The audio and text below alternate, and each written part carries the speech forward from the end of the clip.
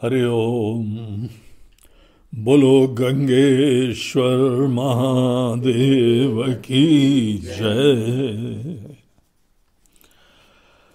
आइए शिव महिम्न स्तोत्र के आगे के श्लोक देखें। पहले 35वां श्लोक हम लोग चैंट करेंगे।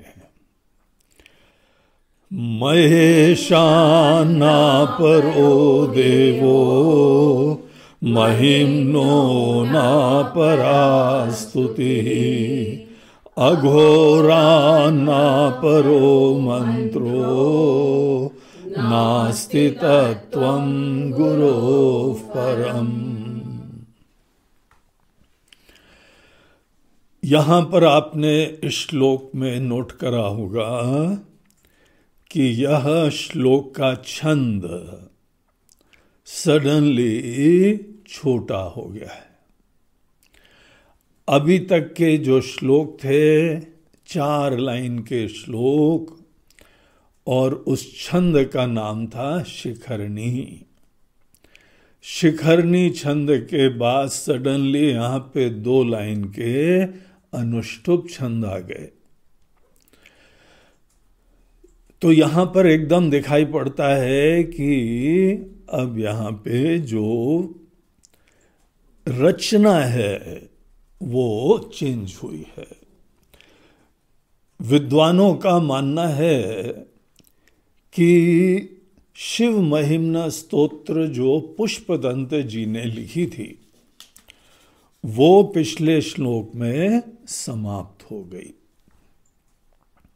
और ये जो यहां से श्लोक लिखे जा रहे हैं ये कुछ अन्य शिव भक्त हैं, कोई विद्वान महात्मा लोग हैं। उन्होंने इस ग्रंथ की स्तुति अपनी तरफ से लिखी हुई है, और धीमे धीमे ये परंपरा से ये शिव महिम्न स्तोत्र के साथ जुड़ गई है। यद्यपि पुष्पदंत जी ने खुद अपनी तरफ से कहा था कि हम ऐसे छंद में लिख रहे हैं जो अलघु है, अर्थात जो छोटा नहीं है, बड़ा छंद है। तो ये उनके ही वचन है कि यहां पर लिखा, और कोई भी संस्कृत के स्तोत्र होते हैं, रचना होती है, जब उसके अंदर फलश्रुति बता दी जाए और साथ ही साथ ग्रंथ की महिमा भी बता दी जाए तो वह एक औपचारिक समापन कहा जाता है। तो इसीलिए पुष्पदंत जी ने जो शिव महिम्न स्तोत्र की रचना करी थी, और हम लोगों ने प्रारंभ में देखा था कि किस परिस्थिति में ये रचना करी गई थी। वो बहुत बड़े शिव भक्त थे, गंधर्व थे, उनको कुछ सिद्धियां प्राप्त थी, और वो नित्य शिव जी की पूजा पाठ करते थे। और पूजा के लिए सभी भूमि गोपाल की, हर जगह जो है वही अपने ईश्वर की रचना ही है। इसीलिए कहीं भी चले जाते थे और ब्रह्म मुहूर्त में जाके उस समय जहां पे फूल खिलने लगते थे, जहां पे सूर्य उदय थोड़ा सा होने लगता था, बल्कि उस समय जाके वो खुद शिव जी के नाम का मंत्र जपते जपते, शिव जी का स्मरण करते करते अनेकों पुष्प जो है इधर उधर से, कहीं से बीन के लाते थे, कहीं से तोड़ के लाते थे, और ये सब हमने चर्चा करी थी। केवल शिव भक्त ही नहीं, समस्त भक्तों का यह उत्तरदायित्व होता है कि ईश्वर की जो रचना होती है, जो पेड़ पौधे होते हैं, उनके जो फूल होते हैं, उनके प्रति आप उचित संवेदना का परिचय दीजिए। अगर हम जड़ता का परिचय शुरुआत से देंगे तो हमारी जागृति तो यहीं खत्म हो गई। तो इसीलिए जो भी फूल आप देखते हैं, फूल की सुंदरता देखिए, हर फूल किसी पेड़ की संतान देखिए, हर फूल किसी पेड़ की ईश्वर के निमित्त बन के यहाँ पे सुंदरता, खुशियाँ निखारने का निमित्त देखिए।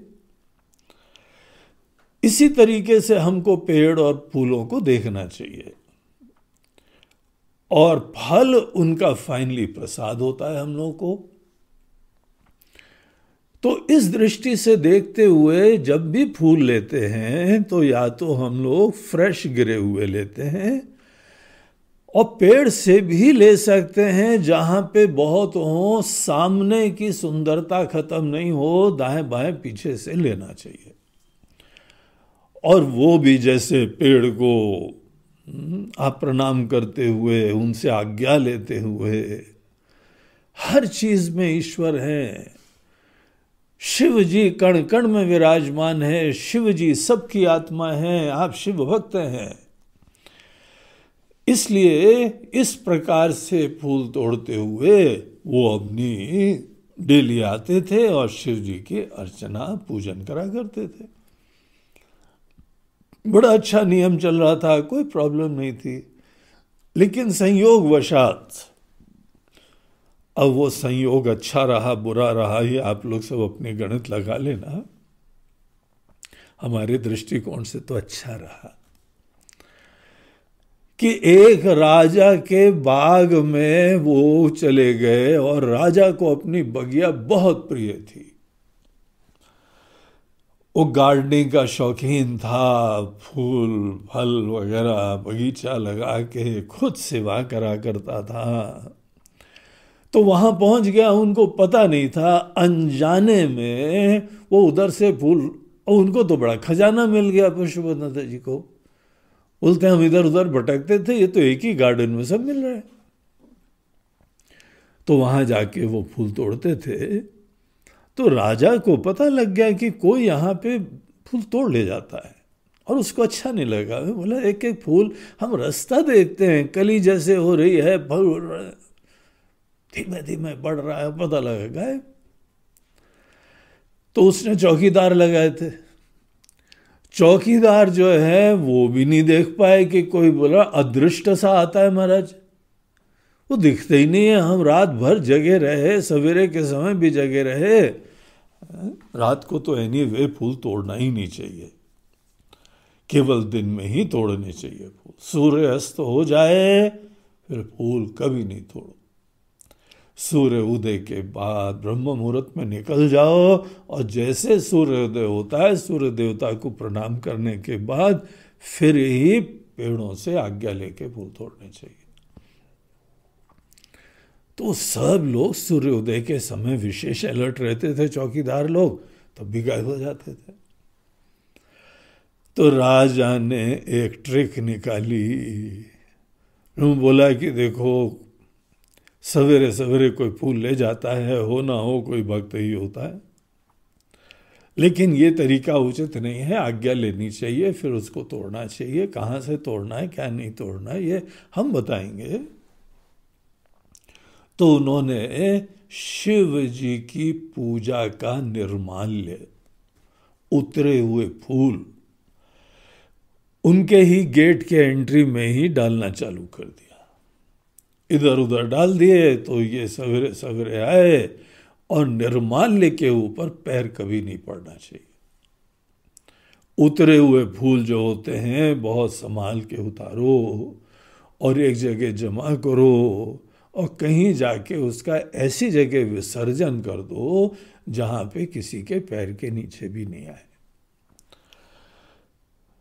तो यहाँ इनके पैर के नीचे आ गए तो ये जो है पाप हो गया। पाप के वजह से उनकी अदृश्य होने की सिद्धि खत्म हो गई, और वो सामने आ गए। एकदम चौकीदारों ने पकड़ा और राजा साहब के पास लाए। बोला महाराज जी, स्ट्रैटेजी सक्सेसफुल, युक्ति काम दे गई और चोर पकड़ा गया। तो बड़े शांत सुंदर, बड़े दिव्य चेहरे वाले ऐसे व्यक्ति उनके सामने खड़े हुए थे। उन्होंने अपना परिचय दिया, इन्होंने भी बताया कि ये देखिए हम केवल पूजा के लिए ले जाते हैं। बोले वो सब अच्छा हम समझ गए, लेकिन ये तरीका नहीं है, आज्ञा लिया करो। जैसे अपनी संतान होती है हम पेड़ पौधों को वैसे रखते हैं, तो आज्ञा लेने में क्या बुरा है? हम आपको खुद ही अपनी तरफ से जो है बता देते। हम आपकी पूजा में विघ्न नहीं डालना चाहते हैं, लेकिन हर चीज का एक विधि विधान होता है, तरीका होता है। तो उनकी जो है वो इस गलती के वजह से बोला दंड तो मिलेगा भाई, अगर हम दंड नहीं देंगे तो कोई भी हमारे बगीचे में आगे तोड़ता रहेगा। हमारे चौकीदार भी बोलेंगे नहीं चलता है, थोड़ा तोड़ ले जाओ, हम दाएं बाएं देख रहे हैं, यहाँ पे राजा साहब के लिए चलता है। तो बोला आपको जो है वो बंद रहना पड़ेगा, जेल दी जाती है।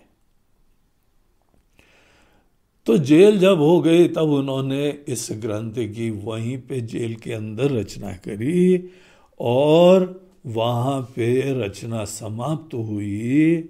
कितने दिन में हुई है कोई प्रमाण नहीं है, उपलब्ध नहीं है। अगर डेली एक श्लोक लिखा होगा तो महीने भर तक हो गए करीब, या जल्दी हो गया हो अगर 2-2 श्लोक लिखे हों। ऐसी रचनाएं हैं जिसमें बहुत चिंतन मनन चाहिए, बहुत प्यार से लिखा है, एक एक शब्द तौल तौल के लिखा हुआ है। तो ये रचना समाप्त हुई, उनकी सब जो है वो पाप खत्म हो गए, वो फिर से जो है अपनी सिद्धि को प्राप्त कर गए। राजा ने भी उनको देखा, अब उनको शिव भक्त होने के नाते प्रणाम भी करा, और वहां से फिर वो अपने लोग चले गए। तो उनका तो ग्रंथ समाप्त हो गया है।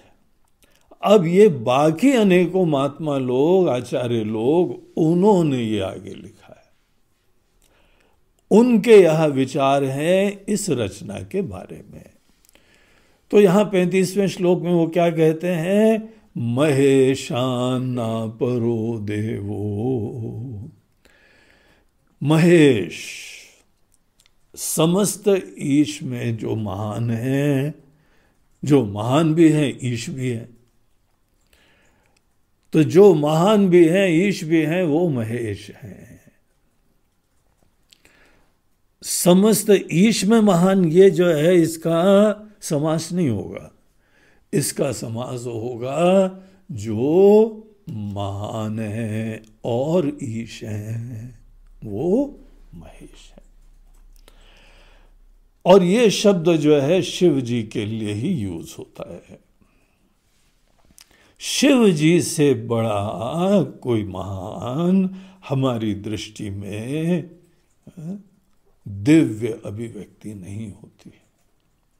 महेशान ना अपरा देवा। अन्य कोई देवता, देखिए देवता सभी अच्छे हैं, देवता दिव्य हैं, देवता पुण्यात्मा हैं, सामान्यतः ये तुलना की जरूरत ही नहीं पड़ती है। लेकिन अगर तुलना की जरूरत पड़े, कब पड़ती है कि हम किसको पूजें? केवल तभी, अन्यथा जब भी कोई देवता आएंगे तो उनके चेहरे से पता लग जाएगा।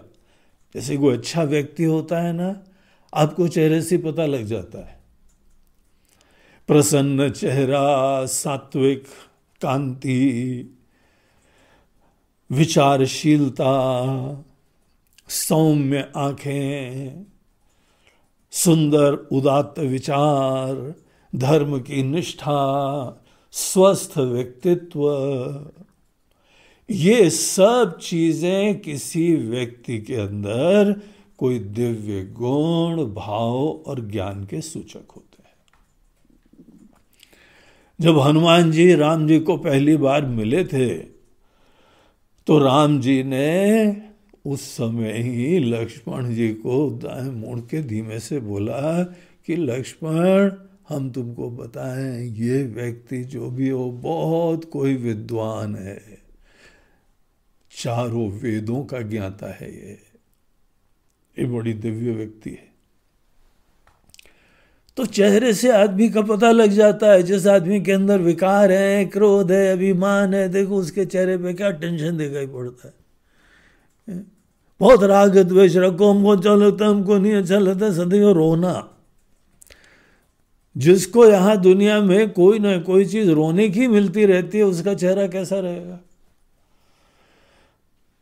वो रोते ही रहेगा। तो भगवान बोलते हैं बेटा तुमको रोना बहुत अच्छा लगता है, चलो तो तथास्तु, रोते ही रहो।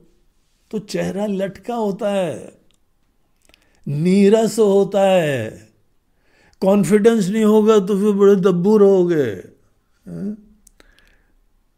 सदैव हीनता बनी रहती है तो चेहरा दिखा देता है।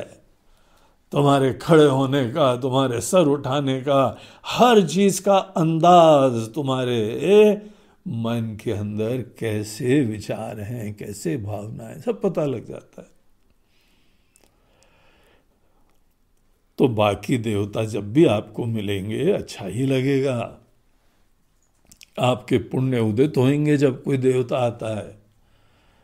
लेकिन जब ये प्रश्न आता है कि हम किसकी पूजा करें, हम किसकी आराधना करें, हम किसकी जो है वह अनुयायी बन जाएं, शिष्य बन जाएं, भक्त बन जाएं, तो जब ऐसी किसी परिस्थिति में हमको एक को चुनना हो, तो यहां पर ये रचनाकार जिसने भी लिखा है वो बोलता है हमारे विचार से तो महेशान ना परो देवो, महेश से बड़ा कोई देव नहीं है, शिव जी से बड़ा कोई देवता नहीं होता है। और आगे बोलते हैं महिम्नो ना परा स्तुति, और अनेकानेक शिव जी की स्तुतियां हैं। अब शिव जी ही देवता हैं, उन्हीं के बारे में हम बात करेंगे, तो उनकी बहुत सारी स्तुतियां हैं। हर स्तुति शिव जी की अगर होगी तो अच्छी होगी। इसीलिए स्तुतियों में ऐसी कोई हम तुलना नहीं करेंगे। जो चीज हमको शिव जी की याद दिलाए वही अच्छा है। जो नाम शिव जी की याद दिलाए वो नाम अच्छा है।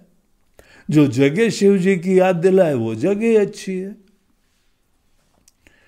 जो तीर्थ स्थान आप जाते हैं, ज्योतिर्लिंग जाते हैं, कोई भी मंदिर जाते हैं, जहां आपको शिव जी की एकदम जो है भाव उत्पन्न हो जाए, विचार आने लगे, ऐसे लोग वहां हों, जो चीज भी आपको शिव जी की याद दिलाए वो आपके लिए अच्छी है।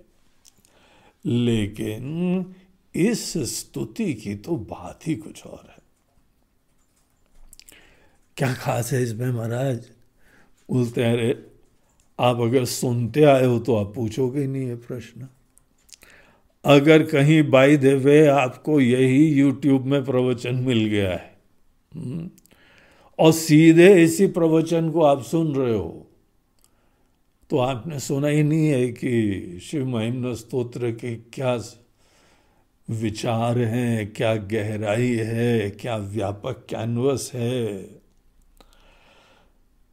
बस यही कहा जा सकता है अद्भुत, अद्भुत है ये। इसमें कोई शंका नहीं है कि शिव महिम्न स्तोत्र वन ऑफ द फाइनेस्ट रचना है हम लोग के समस्त शिव जी की स्तुतियों में। तो ये यहां पर मन में पूरा दृढ़ विश्वास रखो। और अगर आपको शिव महिम्न स्तोत्र का पाठ करना है, इसका पाठ ही नहीं, इसके द्वारा शिव जी का अभिषेक भी करा करो। जैसे अनेकों लोग रुद्री से करते हैं ना, ये उसने ही जो है आदरणीय है। आप शिव महिम्न स्तोत्र का डेली पाठ करो। उसकी महिमा पुष्पदंत जी ने खुद बताई थी। अहर अहर डेली, प्रतिदिन जो पाठ करता है उसको ये फल प्राप्त होता है। तो इसका पाठ भी जब तक आप ऐसी श्रद्धा से नहीं करोगे तब तक वो फलित नहीं होगी, आशीर्वाद ही नहीं देगी। कोई चीज आशीर्वाद तब देती है जब हमारी पर्याप्त श्रद्धा होती है। देखिए, एक तो भक्त मंदिर में जाता है और एक टूरिस्ट भी मंदिर में जाता है। आजकल जो है ना, गवर्नमेंट की ये बहुत ज्यादा प्रेरणा रहती है किसी धार्मिक स्थान को टूरिस्ट प्लेस बना दो।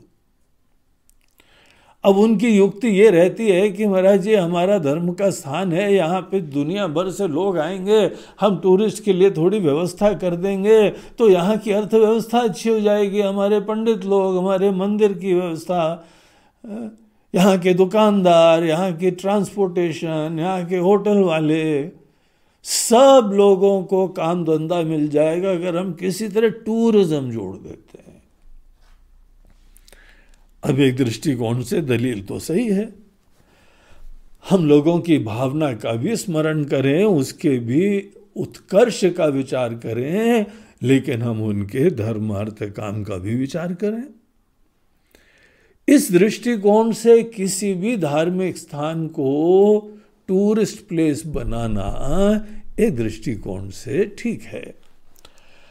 हमारे पूरे देश की अर्थव्यवस्था अच्छी हो, हमारे हर प्रांत की हो, हमारे हर तीर्थ स्थान की हो।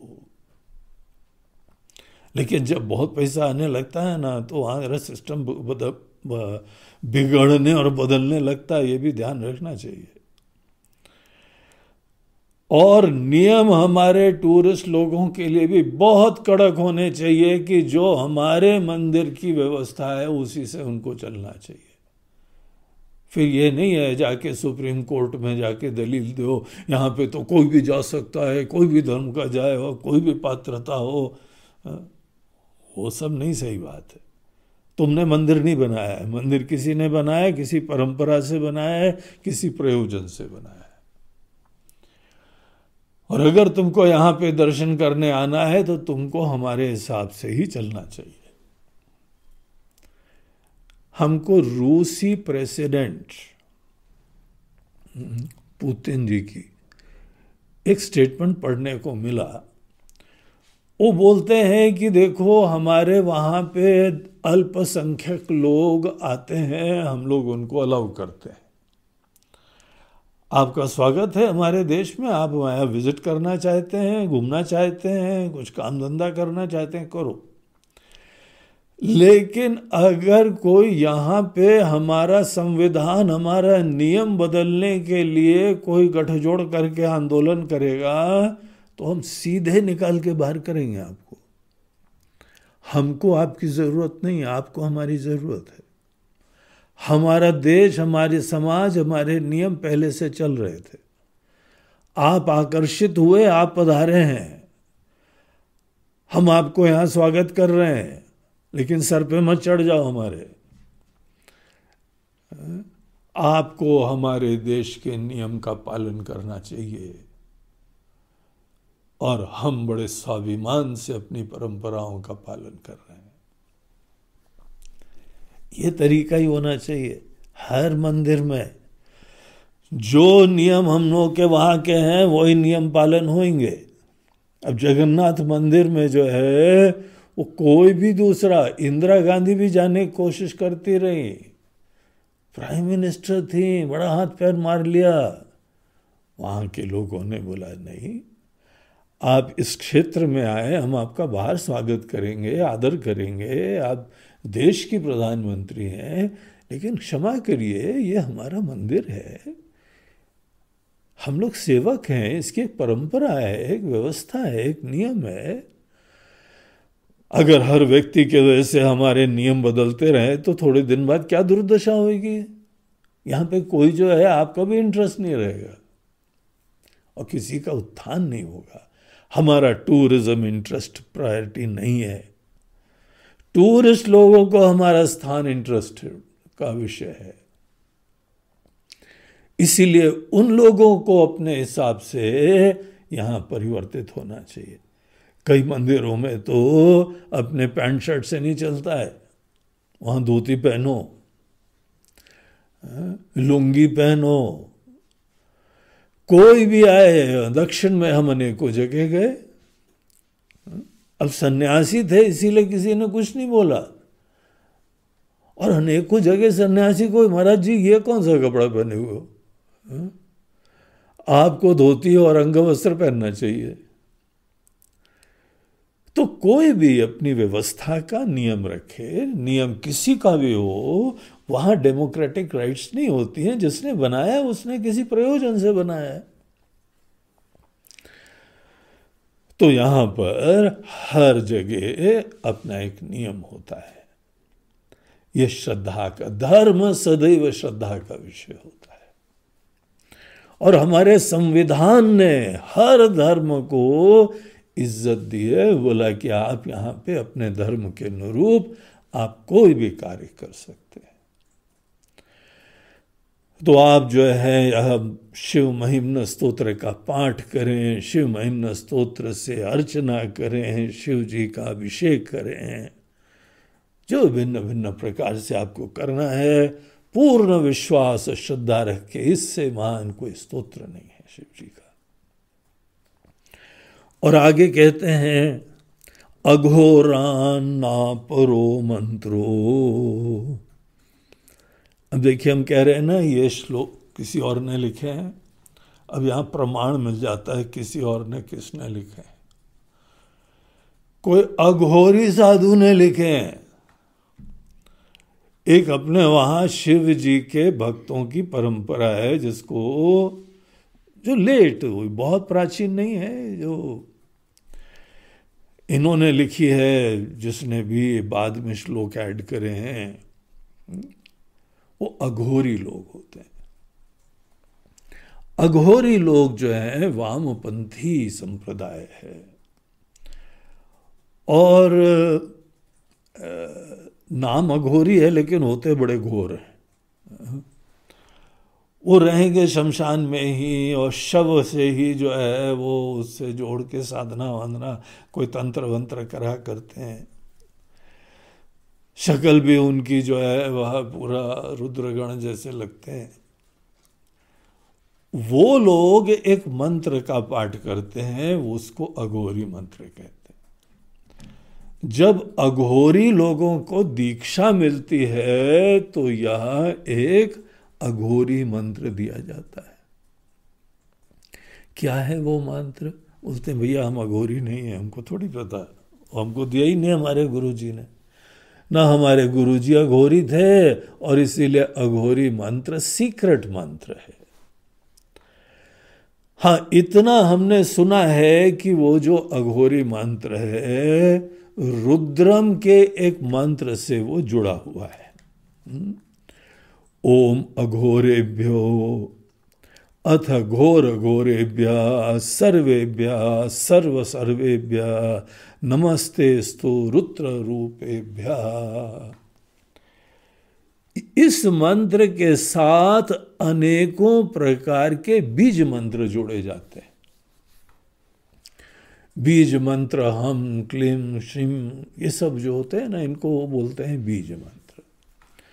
तो जब अघोरी लोगों को मंत्र दीक्षा मिलती है तो इसी ऐसे मंत्र के साथ अनेकों बीज मंत्र जोड़ के एक बड़ा कॉम्प्लेक्स सा मंत्र जो है उन लोगों को दिया जाता है। और उस संप्रदाय में उसी मंत्र को सर्वश्रेष्ठ कहा जाता है। वैसे आपको जो आपके गुरुदेव आपको मंत्र देते हैं वो दुनिया में सबसे ज्यादा शक्तिशाली और अच्छा मंत्र जानना चाहिए। यही आपकी अपने गुरु के प्रति श्रद्धा का सूचक होता है। और सभी मंत्र ईश्वर के नाम हैं, इसीलिए आप कोई भी नाम जो आपको गुरुदेव ने दिया हुआ है, राम जी का हो, कृष्ण जी का हो, शिव जी का हो, कोई भी हो, माता जी का हो, गणेश जी का हो, हनुमान जी का हो, उस मंत्र को आप साक्षात ईश्वर का सूचक समझ के आप अनुष्ठान करेंगे। जब करेंगे आपको आशीर्वाद मिलता है। श्रद्धा वो जल है जिससे जब हम मंत्र रूपी अंकुर को सिंचित करते हैं, सतत आप श्रद्धा भक्ति से मंत्र का पाठ करते हैं, तो वो हमको अनुग्रहित करता है। ये सोचना कि नाम बदल दो, ये मंत्र बदल दो, इससे ज्यादा आपको आशीर्वाद मिलेगा, ये तो जो धर्मांतरण करने वाले आते हैं ना यहाँ पे, ये उनकी विचारधारा होती है। तुम जो हो राम जी का भजन कर रहे हो, छोड़ दो, अब यीशु मसीह का करने लगो। तो बोलते हैं तो क्या होगा भैया? क्या नाम बदलने से तुम सोचते हो कि तुम किसी को भी भक्ति प्राप्त होगी? भक्ति प्राप्त होती है श्रद्धा से, भक्ति से। श्रद्धा भक्ति ही वो जल होता है, खाद होती है, जिससे हर मंत्र अपना अर्थ रिवील करता है।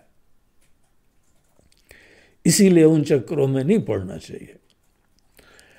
आपको जो मंत्र दिया है, भगवान ही आपके गुरु की तरीके से आए हैं और उन्होंने आपको ये मंत्र दिया है। आपके लिए उससे बड़ा मंत्र पूरी दुनिया में कोई नहीं है।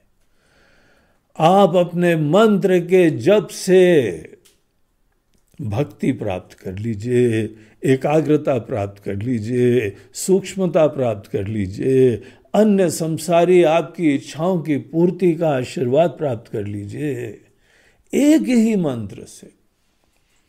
ये भी सोच के हर काम के लिए अलग मंत्र होते हैं, ये भी मूर्खता है, अज्ञान है। आपको जो अगर मंत्र दीक्षा मिल गई है, आपको किसी अन्य मंत्र की चिंता ही नहीं होनी चाहिए। अगर आपको ये सिद्धांत पता है कि कृपा, मंत्र की कृपा श्रद्धा भक्ति के द्वारा प्राप्त होती है। तो इसीलिए जो लोग अघोरी हैं वो लोग बोलेंगे भाई अघोर मंत्र के द्वारा, अघोरान्ना परो मंत्रो, अघोर मंत्र से बड़ा कोई मंत्र नहीं है। इससे हमको प्रमाण मिलता है कि जिसने ये शब्द लिखे हैं ना, ये अघोरी महात्मा जी हैं कोई। और आगे बोलते हैं नास्ति तत्वम गुरोः परम, गुरु से महान कोई और परम तत्व नहीं होता है। गुरु ही हमारे लिए साक्षात ईश्वर होते हैं। भगवान ही गुरु की तरीके से आते हैं, तब हमको आशीर्वाद देते हैं। अगर ज्ञान से ही मुक्ति होती है और ज्ञान केवल गुरु देते हैं, तो मुक्ति कौन करवाएगा? किसी अन्य रूप में आप भगवान को भजते रहो तो आपको ज्ञान नहीं मिलेगा। गुरु रूप से जो आपको जीवन में आते हैं, उनको साक्षात परमात्मा का रूप देखने से। हम तो यहां तक बोलते हैं कि जो व्यक्ति अपने गुरु के प्रति भक्ति नहीं रखता है ना, उसी को अन्य देवता की जरूरत पड़ती है। अगर ये कि आपको बता दिया गया है कि गुरु ही भगवान बन के आपके पास आए हैं, तो किसका भजन करोगे? और जीते जागते गुरु की प्रति श्रद्धा भक्ति रखना, ये आपको ज्ञान के लिए आवश्यक है। लेकिन कोई भी जीते जागते गुरु होते हैं ना, वो टीका टिप्पणी सदैव करते रहते हैं। वो लाइव इलेक्ट्रिक वायर जैसे रहते हैं, शॉक भी मारते रहते हैं। वो अनेकों चीजों में बोलते रहेंगे। तो शुरुआत की स्टेजेस में आदमी ये चाहता नहीं है कि कोई सतत बोलता रहे, तो उनको दिया जाता है कि ठीक है बेटा, तुम जो हो ना भगवान के स्वरूप को भजते रहो। कोई भी मूर्ति आपको कभी कुछ नहीं बोलेगी। आपने सही फूल रख दिया, गलत फूल रख दिया, सही मंत्र बोल दिया, गलत मंत्र बोल दिया, गुरु जी के सामने बोल के दिखाओ जरा। बीच में पूजा रोक दी जाएगी आपकी, बीच में अनुष्ठान रोक दिया जाएगा, बोलते बोल क्या रहे हो यार, ये कुछ भी बोलने से चलता है क्या?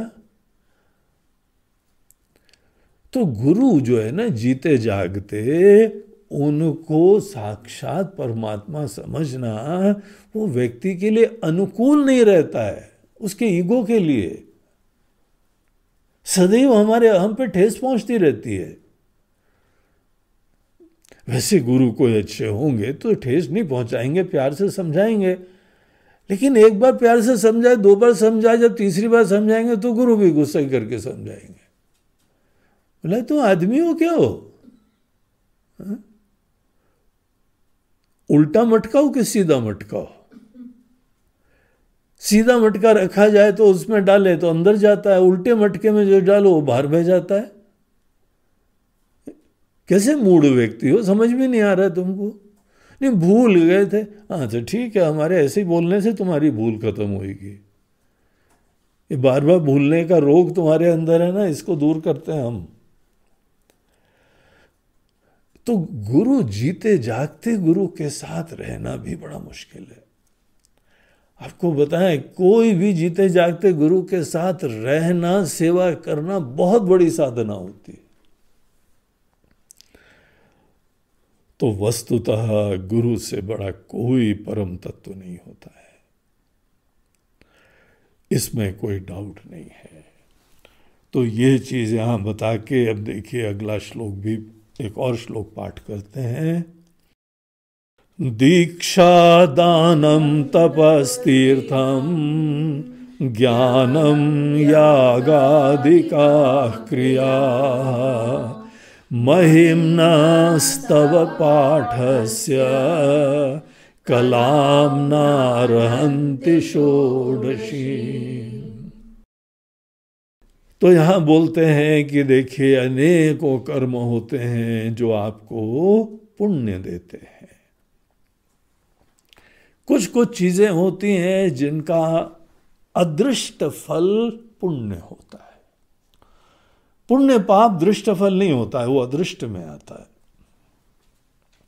कोई भी कर्म करते हैं तो उसमें एक दृष्ट फल होता है, एक अदृष्ट होता है। भोजन करा तो दृष्ट फल ये है कि आपका पेट भर गया, और किस भाव से करा, किस एटीट्यूड से करा, ये सब जो धर्म की बातें हैं इनका समावेश करा तो मन की प्रसन्नता, मन की निर्मलता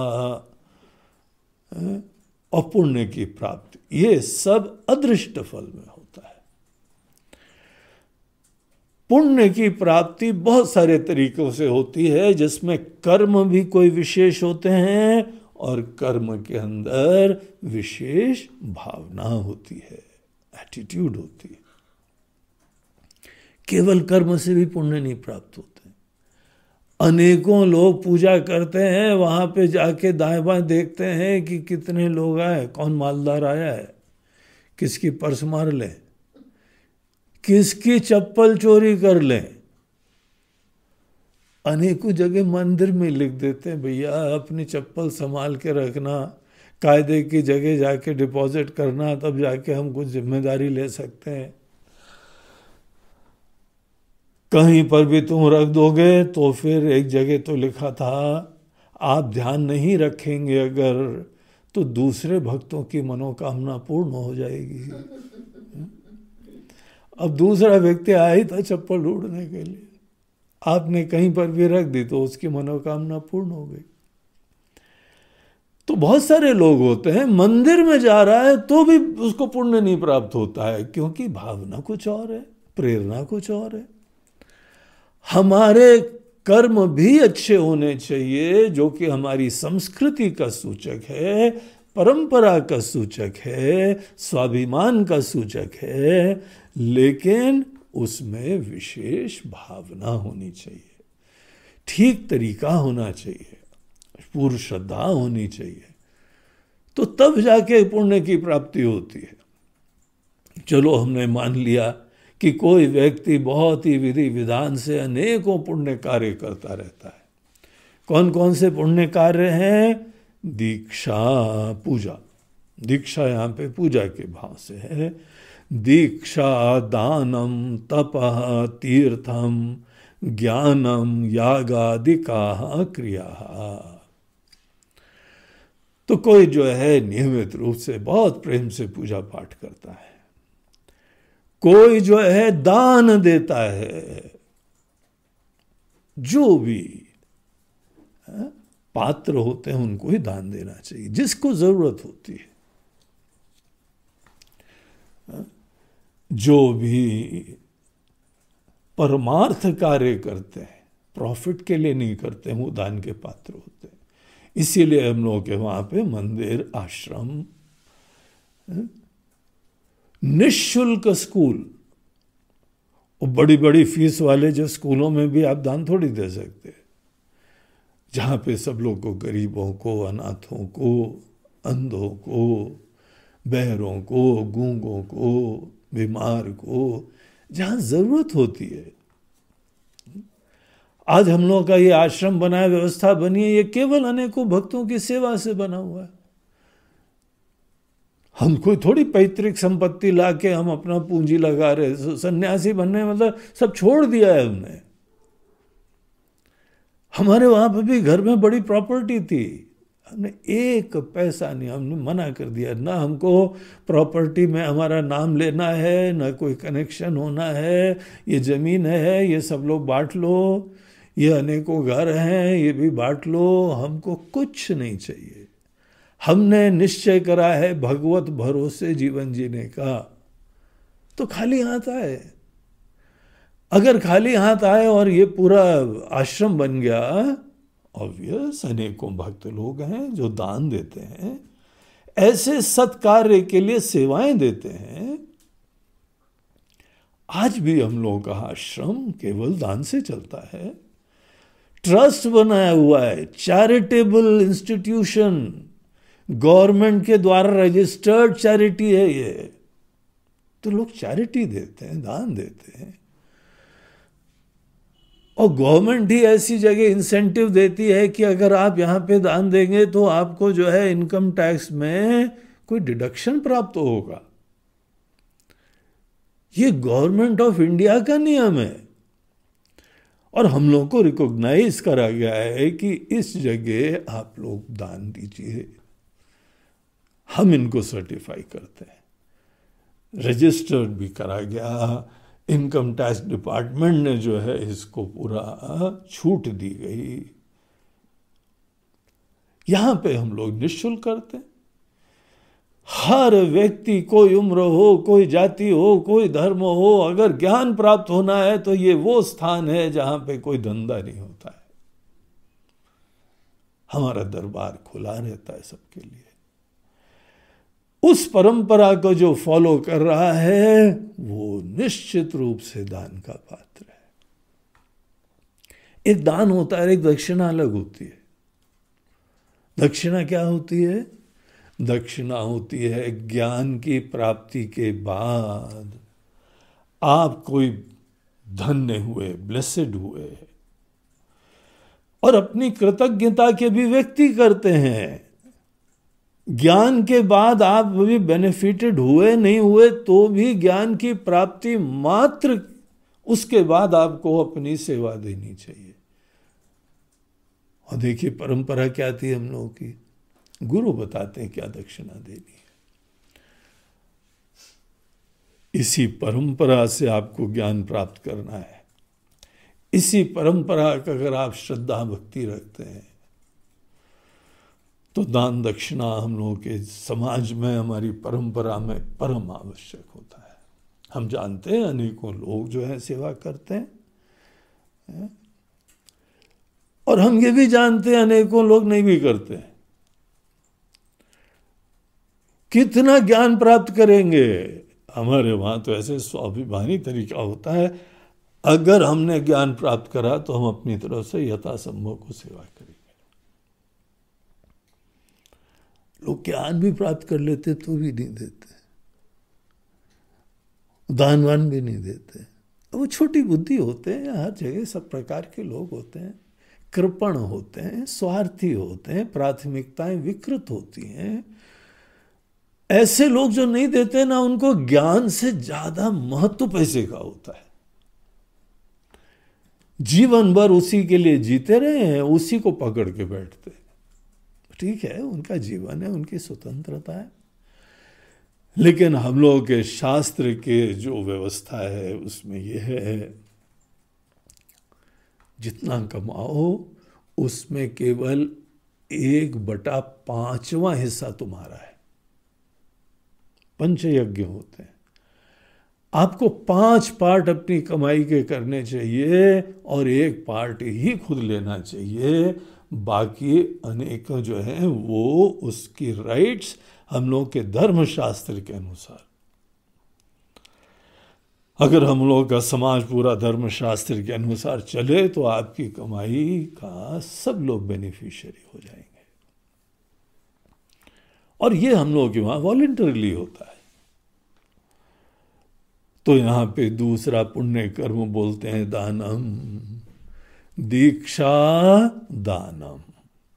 तीसरा तपह, तपस्या, केवल हमको भोग करना है, हमको खाना है, हमारे ईगो फुलफिलमेंट करना है।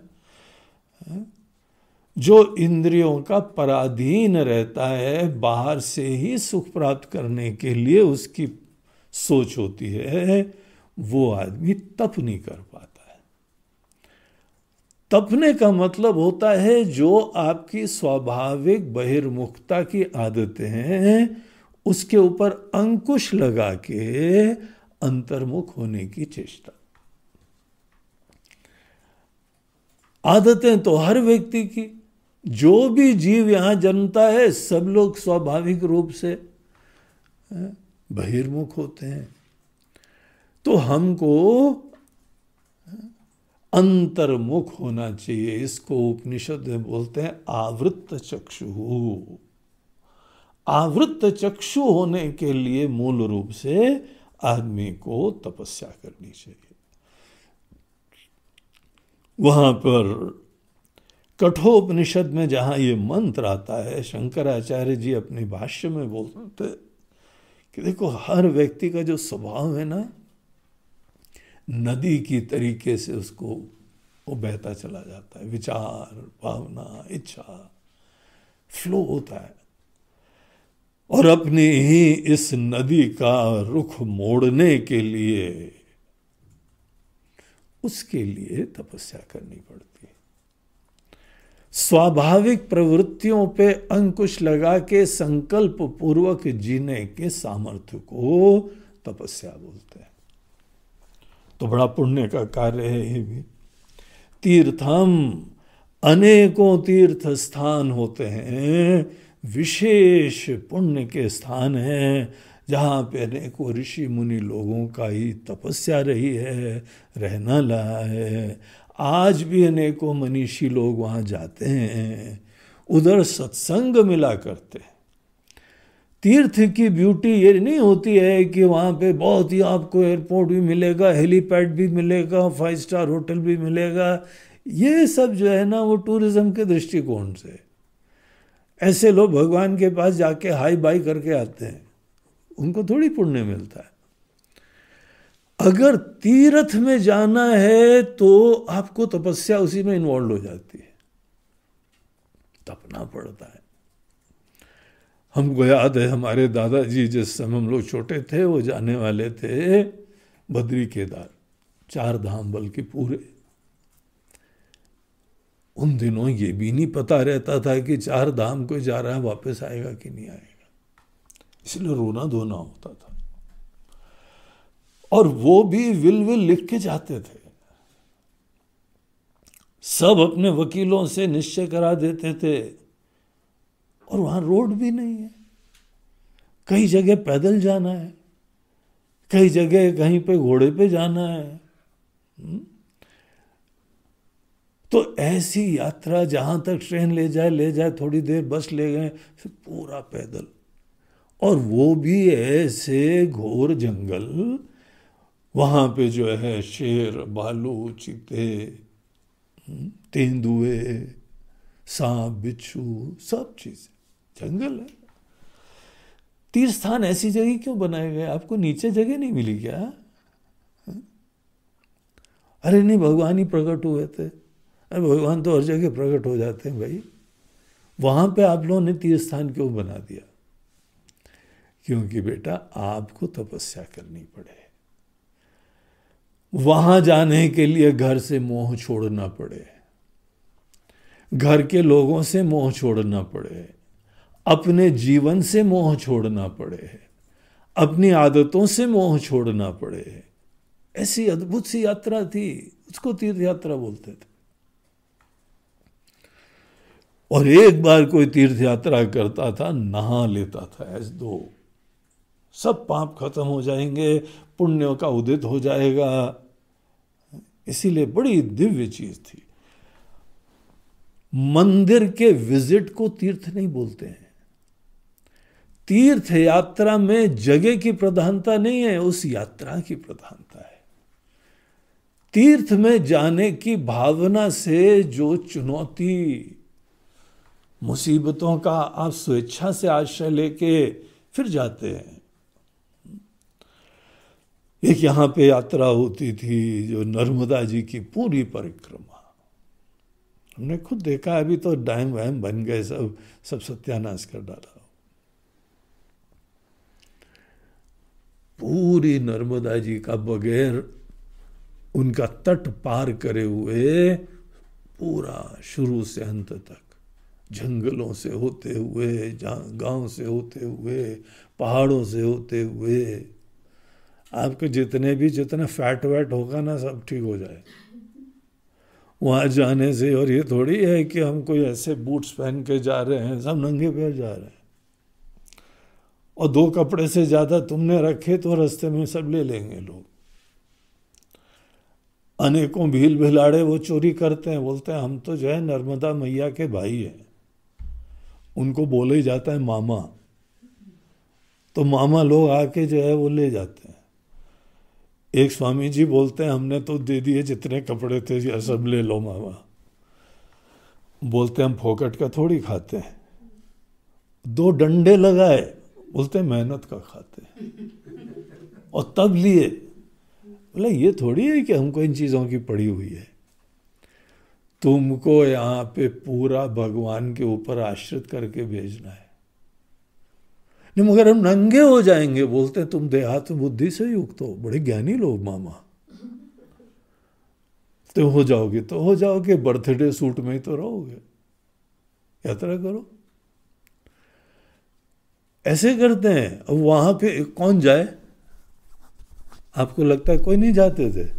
इतने लोग जाते थे।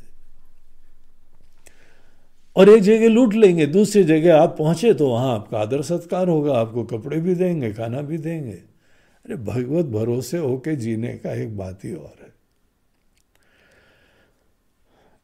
तो ये तीर्थ जो है, आजकल के समय कुछ गिने चुने तीर्थ रह गए हैं जो कि टूरिज्म से अब प्रभावित है। इस टूरिज्म ज्यादा आता है ना तो तीर्थ का सत्यानाश करता है। टूरिज्म डिपार्टमेंट वालों को मतलब है कि अर्थव्यवस्था। अरे यार तीर्थ में हमको जरा कष्टों से गुजर के जीने का सोचने तो दो। तुम इतना आराम कर देते हो, हम बस 2 दिन में आते हैं। अभी आते हैं, बोलते हैं कहाँ से? अमरनाथ के दर्शन करने जा रहे हैं। 2 दिन में अमरनाथ से? बोलते हैं हाँ यहाँ से जाएंगे फ्लाइट से दिल्ली, दिल्ली से जम्मू पकड़ेंगे, जम्मू से श्रीनगर, श्रीनगर से जो है हेलीकॉप्टर पकड़ेंगे, वहाँ से जाके मिलाएंगे, और कल जो है वो शाम तक हमारे दर्शन हो जाएंगे। और फिर बस वहाँ से उसी समय वापस आना पड़ता है। ये थोड़ी हेलीकॉप्टर छोड़ के जाता है वहाँ पे। और श्रीनगर पहुँच गए, श्रीनगर में जो है सीधे फ्लाइट पकड़ो अपने जो है दिल्ली की, पहुँच गए दिल्ली। शाम का खाना ये बना लेना भाई, शाम को ही खाएंगे आके, राजमा चावल खाएंगे आके। हाँ, रात का मेनू भी बता के जा रहे हैं। तीर्थ पे जा रहे हैं, शिव जी के साथ फोटो खिंचा के आ रहे हो, इसको तीर्थ बोलते हैं। आजकल के तीर्थ की धारणा यह है कि कोई रूप मात्र भगवान है। बोलते हैं भैया तुम किसी दूसरी दुनिया के आदमी हो, हमारी परंपरा के व्यक्ति नहीं हो। हम एक रूप को, मंदिर को निमित्त बनाते हैं, और फिर यात्रा कष्टदायी करते हैं। जिस तीर्थ यात्रा में कष्टदायी यात्रा ना हो, श्रद्धा की जरूरत नहीं है, आत्मबल की जरूरत नहीं है, तो वो तीर्थ यात्रा नहीं होती है। तो यहाँ पे तीर्थ यात्रा बहुत पुण्य का एक साधन होती है। अच्छी तीर्थ यात्रा जरूर करनी चाहिए। ज्ञानम, अच्छा ज्ञान निश्चित रूप से बहुत पुण्यदायी होता है। यागादिका क्रिया, अनेकों हवन, वेदोक्त पूजा यज्ञ हवन की तरीके से होती है।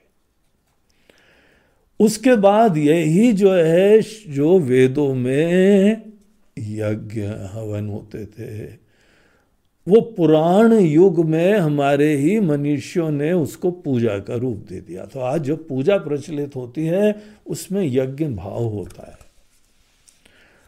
और यज्ञ की ब्यूटी केवल ये नहीं है कि वातावरण शुद्ध होता है। एक जगह हमने सुना, भाई महाराज जी यज्ञ से वातावरण शुद्ध होता है।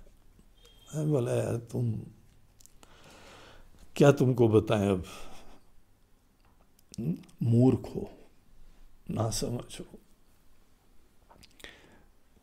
यज्ञ क्या होता है ये समझने के लिए गीता का कर्मयोग पढ़ो।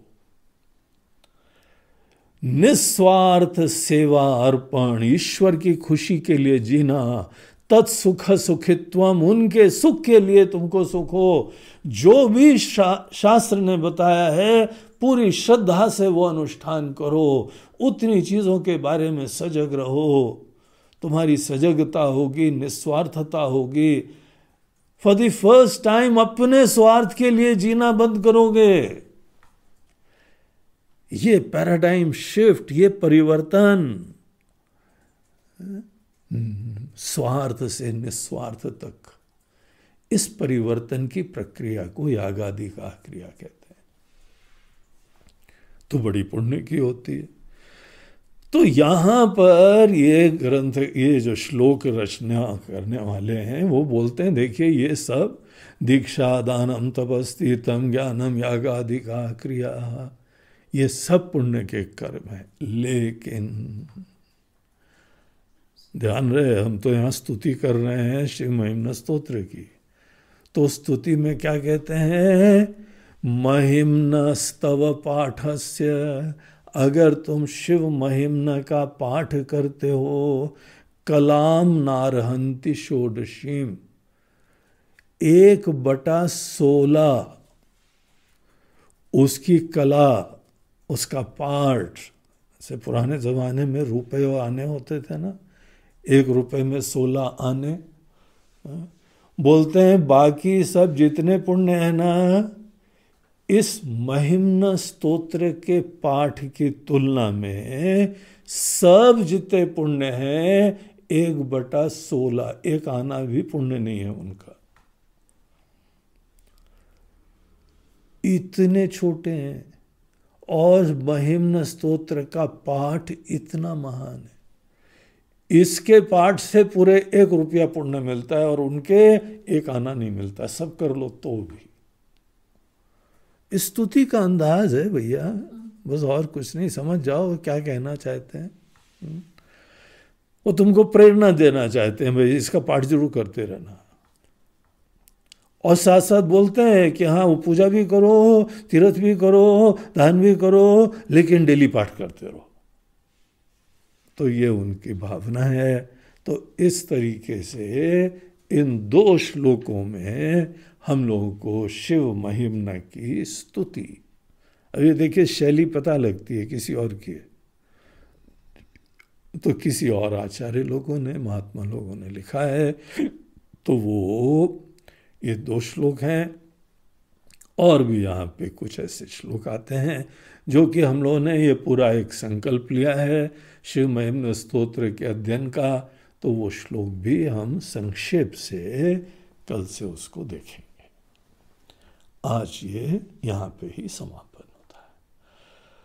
नमः पार्वती पतये, हर हर महादेव।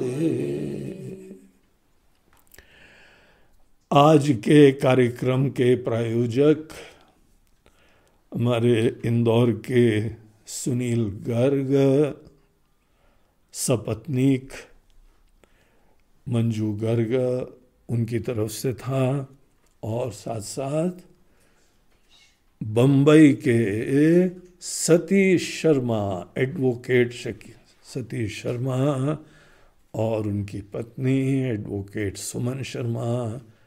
वो वहाँ पे एक वकालत का उनका फर्म है और बहुत अच्छे कार्य भी, अपने प्रोफेशनल सेवा भी खूब अच्छी करते हैं और यथासंभव समाज की सेवा करा करते हैं। परम देशभक्त हैं, धर्मनिष्ठ हैं और देशभक्त भी हैं।